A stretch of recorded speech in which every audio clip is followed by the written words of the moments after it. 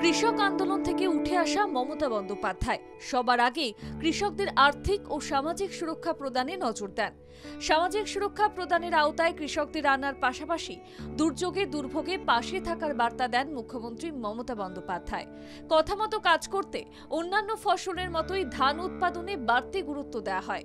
সুজলা সুফলা বাংলাকে শস্য শ্যামলা করে তোলার জন্য বহুমুখী পরিকল্পনা রূপায়ণ করেছে রাজ্য সরকার, যার মধ্যে অন্যতম হল কৃষকের ন্যায্য মূল্য নিশ্চিত করা, কিষাণ মান্ডির মাধ্যমে ধান কেনার ব্যবস্থা করার পাশাপাশি বিপণন ও বাজারজাত করতে আধুনিক পদ্ধতি নেওয়া হয়েছে। একই সঙ্গে ধানের উৎপাদন বাড়াতে সেচ, সারের সুবিধা বাড়ানো হয়েছে। সমবায় পদ্ধতিতে চাষের উন্নতিতে বিশেষ গুরুত্ব দেওয়া হয়েছে। বাংলার শস্য বীমা প্রকল্প কৃষকদের দুর্যোগের সময় ঘুরে দাঁড়াতে সাহায্য করে।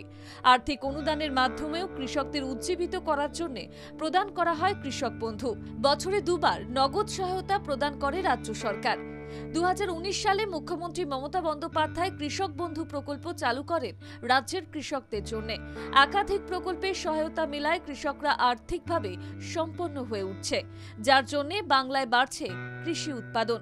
এবার জাতীয় স্তরে রেকর্ড ধান উৎপাদন করল পশ্চিমবঙ্গ। সোশ্যাল মিডিয়ায় এই বিষয়ে মুখ্যমন্ত্রী জানিয়েছেন, 2024-25 অর্থবর্ষে রাজ্যে কৃষকরা উৎপাদন করেছে 265.50 লক্ষ মেট্রিক টন ধান।